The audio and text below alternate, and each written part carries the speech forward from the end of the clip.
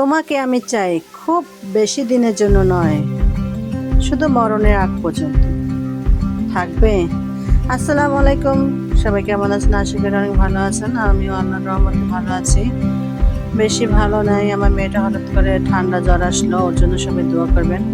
আর রাস্তা দিয়ে হাঁটতে হাঁটতে হঠাৎ করে দেখলাম একটা পেঁপে গাছ, কোনো ফল নাই, শুধু ফুল। পর একজনের কাছে জিজ্ঞেস করলাম এটা কি গাছ, এটা ফল নাই কোনো, এটা পুরুষ গাছ। তাই ভাবলাম আল্লাহ তাআলা কি সৃষ্টি নিয়ামত, সব কিছুর জীবন সঙ্গী দিয়েছে। ফল গাছ, সব কিছু।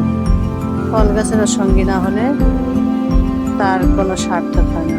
দেখেন, আর আমার অনেক ভালো লাগে গ্রামের দৃশ্যগুলো দেখাতে। আমি অনেক ধন্য, আমি যে গ্রামে জন্ম হয়েছি। এখানে কিছুদিন আগে কটা শশা গাছ, মরিচ গাছ, কুমড়ো গাছ, অনেক কিছু গাছ লাগাইছি। মুরগি তো ছাড়াই লাগছে, সেগুলো বেড়া দিয়ে দিছি। পরে আসার সময় একটা বড়ি পাচ্ছিলাম, হঠাৎ করে দেয় বড়িতে মানে শোল মাছ বাজছে। শোল মাছটা আমি উঠাইয়া আনছি, তারপর মনে হয়েছে যে আপনাদের কাছে দেখাই।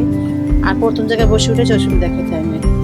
তারপরে আবার একটু সামনে দেয় কি চাক জাল পাতে। এই যে একটা মানে চায়নারা যে কি যে একটা আবিষ্কার করলো, একজন যদি এই জাল যে জায়গা থেকে ফালায়, ওই এর আশেপাশে কোনো লোক আর কোনো মাছ ধরতে পারে না। কারণ কি, যত এ পাশেও যদি মাছ যায় ওই জালের ভিতরে ঢুকে, এই সাইডেও মাছ গেলে ওই জালের ভিতরে ঢুকে। আর কি একটা আবিষ্কার করে দিল।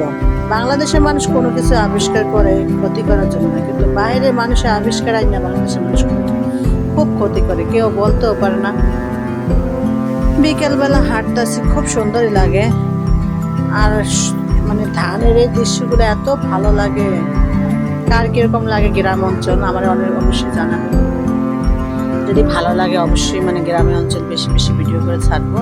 আপনারা সাপোর্ট করলে না আমি উৎসাহিত পাবো। ঠিক আছে, সবাই ভালো থাকবেন। আল্লাহ হাফেজ, আসসালামু আলাইকুম।